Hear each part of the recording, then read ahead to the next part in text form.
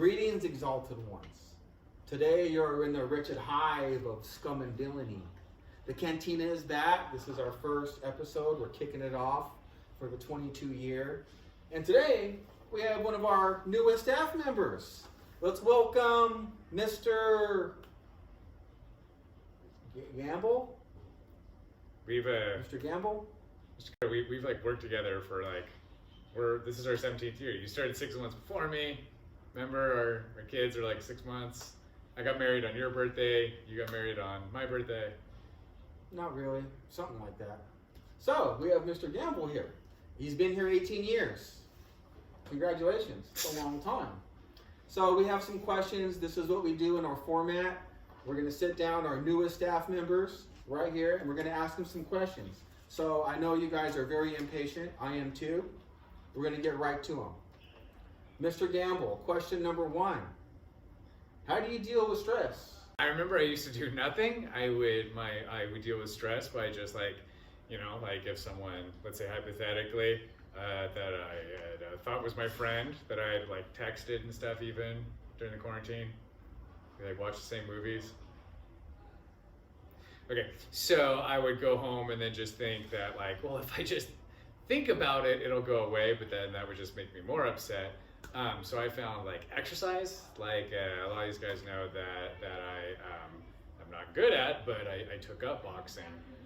After you exercise and after you go boxing, not boxing someone, hitting a bag. I saw you. You were like Muhammad Ali in there. So I didn't want to say it, but after you exercise, play a sport, do something like that, there's no way to still be festering and thinking about it. It's out of your system that you're whatever. I totally agree. It's all sweated out. You feel like a wet noodle. So question number 2. What fictional character would you be best friends in real life? Darth Vader. He's crazy.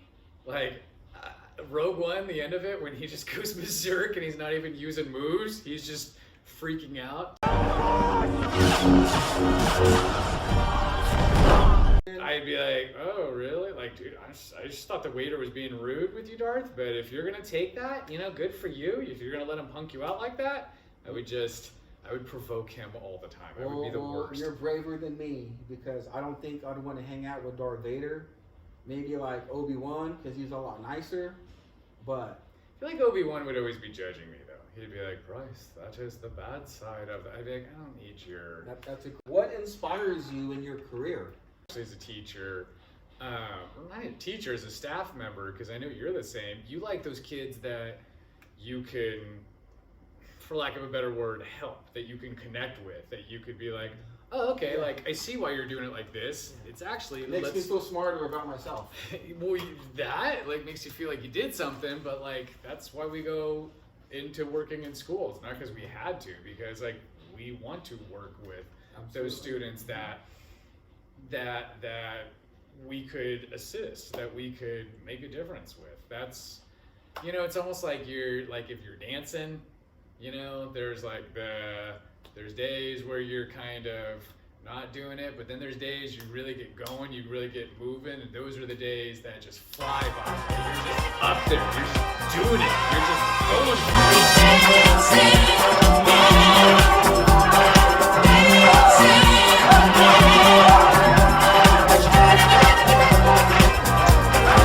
for going with this, but still dancing.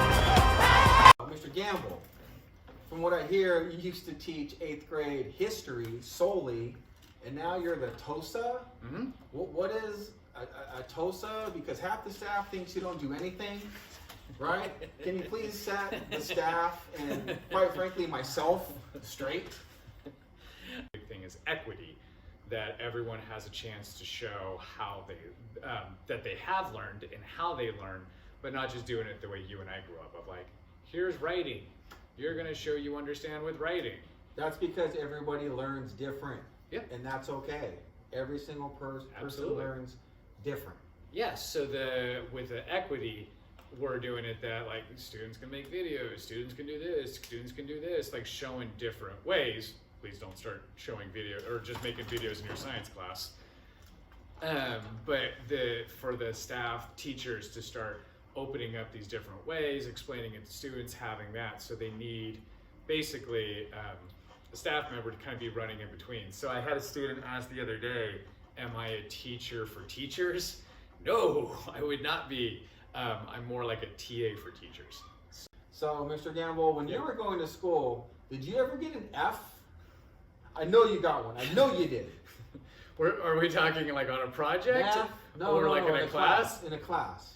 Was it math or history? I remember getting it. I got a D in high school math. I stopped trying and I hid under the excuse of like, I'm still trying. The teacher was nice because it was my senior year and she knew I needed the class to graduate.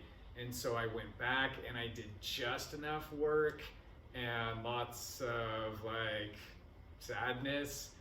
There may have been an 18-year-old kid crying in front of her. Probably. It was me.